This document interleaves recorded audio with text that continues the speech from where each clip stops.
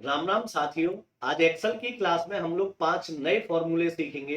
GCD, LCM, ABS, power और percent. तो GCD का पूरा नाम है ग्रेटेस्ट कॉमन डिवीजन, यानी कि सबसे बड़ी भाज्य संख्या। तो अब हमारे सामने कुछ संख्या दे रखी है 50 से लेके 25 तक।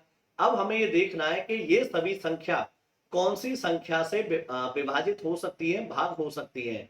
तो हमने लिखा है बराबर जी सी डी, ब्रैकेट में B2 से लेकर B9, और जैसे ही ब्रैकेट बंद करके हम एंटर करेंगे तो हमें सबसे बड़ी जीसीडी वैल्यू मिलेगी। तो जीसीडी वैल्यू क्या आ गई? 1।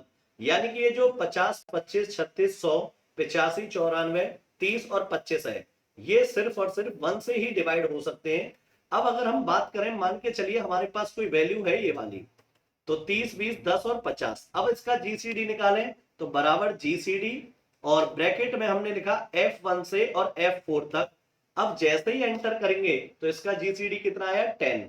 यानी कि 30, 20, 10 और 50 ये 1 से भी डिवाइड हो सकता है, 2 से भी हो सकता है, ये 5 से भी हो सकता है और 10 से भी हो सकता है। तो सबसे बड़ी जीसीडी वैल्यू क्या हो गई? 10। यानी कि सबसे बड़ी भाज्य संख्या जिससे भाग हो सकता है। उसके बाद एलसीएम यानी कि लीस्ट कॉमन मल्टीप्लाई। तो अब हमें एलसीएम कैलकुलेट करना है, तो बराबर एलसीएम, और B2 से B9 तक लिया।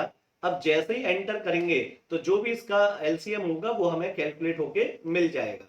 उसके बाद अगला फॉर्मूला है एबीएस यानी कि एब्सोल्यूट। ये क्या करता है? किसी भी नेगेटिव वैल्यू को पॉजिटिव में कन्वर्ट कर देता है। तो मान के चलिए हमारे पास नेगेटिव वैल्यू क्या लिखी हुई है? -9। कौन से सेल में? A5 में। तो मैंने फंक्शन लगाया एबीएस, ब्रैकेट में A5 लिखा, ब्रैकेट बंद। जैसे ही मैं एंटर करूंगा तो मुझे पॉजिटिव वैल्यू मिलेगी।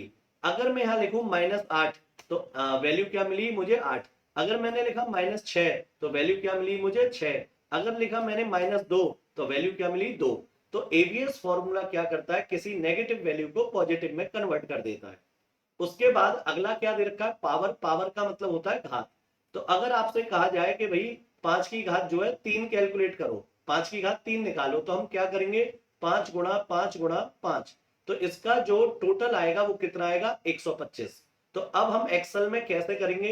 या तो हम फंक्शन का प्रयोग करेंगे, या फिर हम एक्सेल में ऐसे भी लिख सकते हैं कि 5 की पावर 3, और ये एक्सपोनेंट का सिंबल है, जो आप कीबोर्ड में शिफ्ट के संग 6 दबाएंगे तो ये सिंबल भी आप लगा सकते हैं। तो दो तरह से हम लोग पावर निकाल सकते हैं। तो मैंने लिखा बराबर, अब 5 का लिखा हुआ है A7 में, फिर उसके बाद शिफ्ट के साथ 6 दबाया, और 3 का लिखा हुआ है A8 में। जैसे ही मैं एंटर करूंगा तो 5 की घात 3 आ जाएगा।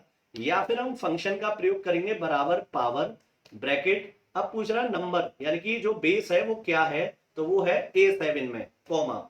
अब क्या पूछ रहा है? पावर में क्या लेना है? तो हमें लेना है A8, और ब्रैकेट बंद। अब आपको अंदर इसमें एक्सपोनेंट का सिंबल नहीं लगाना, क्योंकि आपने क्या यूज किया है? फंक्शन यूज किया है पावर। जैसे ही एंटर करेंगे तो पावर आ गई 125 यानी कि घात।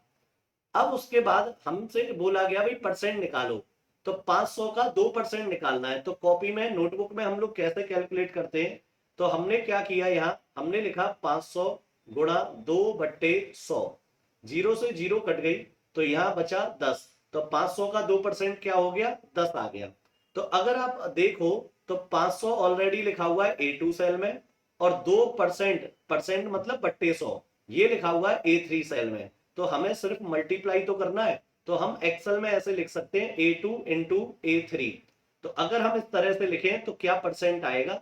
तो हमने यहां लिखा बराबर A2, फिर मल्टीप्लाई और A3।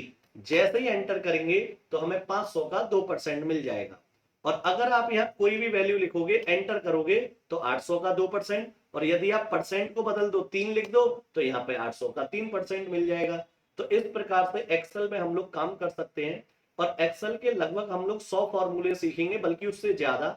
स्टेप बाय स्टेप सभी फॉर्मूले आपको डिटेल में बताए जाएंगे। और अगर आपको क्लास अच्छी लगी हो तो चैनल को सब्सक्राइब कीजिए, लाइक कीजिए, शेयर कीजिए, और कमेंट करके बताइए आपको चैनल कैसा लगा। मिलते हैं नई वीडियो में। जय हिंद, जय भारत।